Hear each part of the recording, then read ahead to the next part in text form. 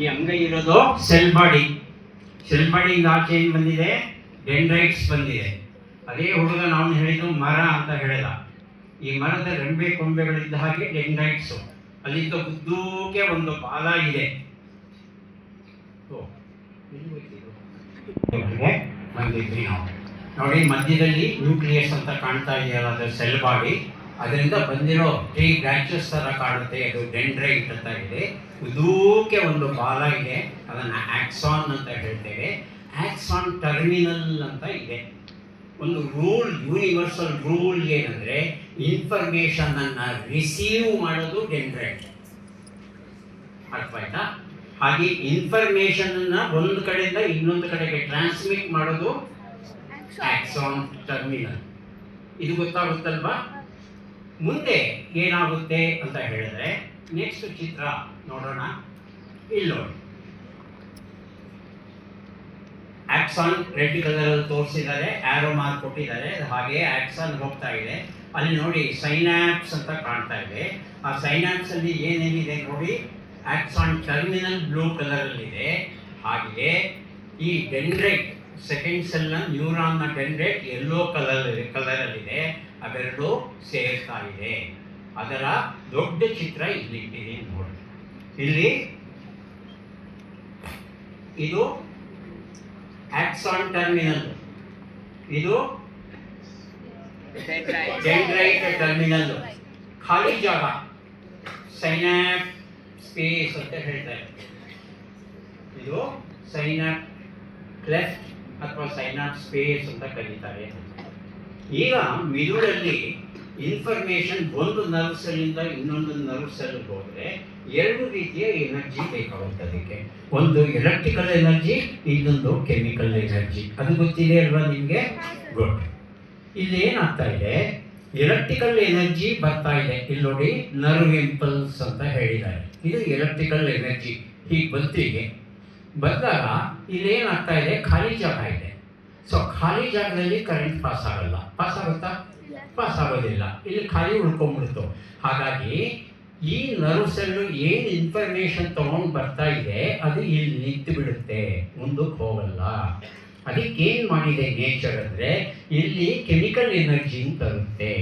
ಎಲ್ಲಿರುತ್ತೆ chemical energy ಅಂದರೆ, ಈ ಸೈನಾಪ್ಟಿಕ್ ವೆಸೈಕಲ್ಗಳಲ್ಲಿ ಇರುತ್ತೆ. ಈ ಸೈನಾಪ್ಟಿಕ್ ವೆಸೈಕಲಲ್ಲಿ ನ್ಯೂರೋ ಟ್ರಾನ್ಸ್ಮಿಟರ್ಸ್ ಅಂತಕ್ಕಂಥ ಸ್ಪೆಷಲ್ ಕೆಮಿಕಲ್ಸ್ ಅಬೌಟ್ 100 ಹ್ಯೂಮನ್ ಬಾಡಿನಲ್ಲಿರೋದು. Most important is acetyl choline. So ಓದೋದಕ್ಕೆ ಸಂಬಂಧಪಟ್ಟಿರೋದು ಅಸ್ಟೈಲ್ ಕೋಲಿನ್ ಅಂತಕ್ಕಂಥ ಒಂದು ಕೆಮಿಕಲ್. ಅದನ್ನು ನ್ಯೂರೋ ಟ್ರಾನ್ಸ್ಮಿಟರ್ ಅಂತ ನಾವು ಕರಿತೇವೆ. ಇದು ಈ ನರ್ವ್ ಇಂಪಲ್ಸ್ ಬಂದು ಟಚ್ ಆಗಿದ ಕೂಡಲೇ ಇದು ಪಟ್ ಅಂತ ಒಡೆದೋಗುತ್ತೆ. ಒಡೆದ ಕೂಡಲೇ ಒಳಗೆ ಇರ್ತಕ್ಕಂಥ ಆ ನ್ಯೂರೋ ಟ್ರಾನ್ಸ್ಮಿಟರ್ ಅಸ್ಟೈಲ್ ಕೋಲಿನ್ ಆಚೆ ಬರುತ್ತೆ.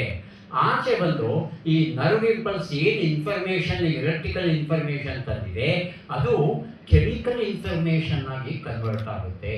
ಕೆಮಿಕಲ್ ಇನ್ಫಾರ್ಮೇಷನ್ ಆಗಿ ಕನ್ವರ್ಟ್ ಆಗಿ ಈ ತುದಿಯನ್ನು ಬಿಟ್ಟು ಈ ಖಾಲಿ ಜಾಗದಲ್ಲಿ ಹೋಗಿ ಮುಂದೆ ಇರ್ತಕ್ಕಂಥ ಆ ಡೆಂಡ್ರೈಟ್ ಏನಿದೆ, ಅದಕ್ಕೆ ಈ ಕೆಮಿಕಲ್ ಎನರ್ಜಿ, ಕೆಮಿಕಲ್ ಮೆಸೇಜ್ನ ಕನ್ವರ್ಟ್ ಮಾಡುತ್ತೆ. ಆ ಕನ್ವೆ ಮಾಡಿದಾಗ ಇದು ಎಲೆಕ್ಟ್ರಿಕಲ್ ಎನರ್ಜಿ ಆಗಿ ಮತ್ತೆ ಅದು ಕನ್ವರ್ಟ್ ಆಗಿ ಮುಂದಕ್ಕೆ ಹೋಗುತ್ತೆ. So electrical energy, chemical energy, electrical energy, chemical energy ಇವೆರಡೂ ಒಟ್ಟಿಗೆ ಕೆಲಸ ಮಾಡೋದ್ರಿಂದ ಓದಿದ್ದು ನೆನಪಲ್ಲಿ ಉಳಿಯುತ್ತೆ. ಸೊ ಎಲೆಕ್ಟ್ರಿಕಲ್ ಎನರ್ಜಿ ಇಲ್ಲದೆ ನಾವು ಕಲಿಯೋಕ್ಕಾಗಲ್ಲ, ಕೆಮಿಕಲ್ ಎನರ್ಜಿ ಇಲ್ಲದೆ ಕಲಿಯೋಕ್ಕಾಗಲ್ಲ. ಇಲ್ಲಿ ಸಮಸ್ಯೆ ಏನಪ್ಪ ಅಂದರೆ, ಈ ವೆಸೈಕಲ್ಸ್ ಇದೆಯಲ್ಲ, ಅದರೊಳಗೆ ಇರ್ತಕ್ಕಂಥ ನ್ಯೂರೋ ಟ್ರಾನ್ಸ್ಮಿಟರ್ ಇದೆಯಲ್ಲ, ಎಷ್ಟು ಹೊತ್ತಪ್ಪ ಬಾಳಿಕೆ ಬರುತ್ತೆ ಅಂದರೆ 45 ಮಿನಿಟ್ಸ್ ಅಷ್ಟೇ ಬಾಳಿಕೆ ಬರೋದು. 45 ಮಿನಿಟ್ಸ್ ಆದಮೇಲೆ ಇರೋದೆಲ್ಲ ಖರ್ಚಾಗ್ಬಿಡುತ್ತೆ, ಏನೂ ಇರೋದು. ಅದೇನಾಗುತ್ತೆ, ನೀವು ಓದಿದ್ರೆ ಈ ನರ್ವ್ ಸೆಲ್ಲಲ್ಲೇ ಉಳ್ಕೊಂಡ್ಬಿಡುತ್ತೆ, ಮುಂದಕ್ಕೆ ಹೋಗಲ್ಲ. ಯಾಕೆ ಹೋಗಲ್ಲ ಅಂದರೆ ಕೆಮಿಕಲ್ಸ್ ಇಲ್ಲ. ಹಾಗಾಗಿ ಯಾಕೆ 45 ಮಿನಿಟ್ಸೇ ಓದಬೇಕು ಅಂತ ಕೇಳ್ತಾರೆ. This is the reason. Neuro transmitters ಇರಲ್ಲ, ಖರ್ಚಾಗ್ಬಿಡುತ್ತೆ. ಅದಕ್ಕೆ ಆ ಮಗು ಹೇಳಿದ್ರು 10 or 15 ಮಿನಿಟ್ಸ್ ಬ್ರೇಕ್ ತಗೊಂಡು ಓದಿ ಅಂದರು. 10 or 15 ಮಿನಿಟ್ಸ್ ಬ್ರೇಕ್ ತಗೊಂಡ್ರೆ ಏನಾಗುತ್ತೆ, ಈ ಖರ್ಚಾಗಿರೋದೆಲ್ಲ ರೀಫಾರ್ಮ್ ಆಗುತ್ತೆ. ರೀಫಾರ್ಮೇಷನ್ ಆಗಲಿಕ್ಕೆ ಆವ್ರೇಜ್ 10 ಮಿನಿಟ್ಸ್ ಬೇಕು. 10 ಮಿನಿಟ್ಸ್ ಬ್ರೇಕ್ ತಗೊಂಡು ನೀವು ಓದೋಕ್ಕೆ ಶುರು ಮಾಡ್ತಂದ್ರೆ ಅಲ್ಲಿ ಕೆಮಿಕಲ್ಸು ಅಸ್ಟೈಲ್ ಕೊಲಿನ್ ರೆಡಿ ಆಗಿದೆ, ಓದಿದ್ದು ಮುಂದಿನ ಸೆಲ್ಗೆ ಹೋಗುತ್ತೆ. ಹಾಗಾಗಿ ವೈ ಓನ್ಲಿ 40 ಮಿನಿಟ್ಸ್ ಅನ್ನೋದಕ್ಕೆ ದೇರ್ ಈಸ್ ರೀಸನ್. ಸೊ ಕಾರಣ ಅಸ್ಟೈಲ್ ಕೊಲಿನ್. ಗೊತ್ತಾಯ್ತಾ? ಓಕೆ.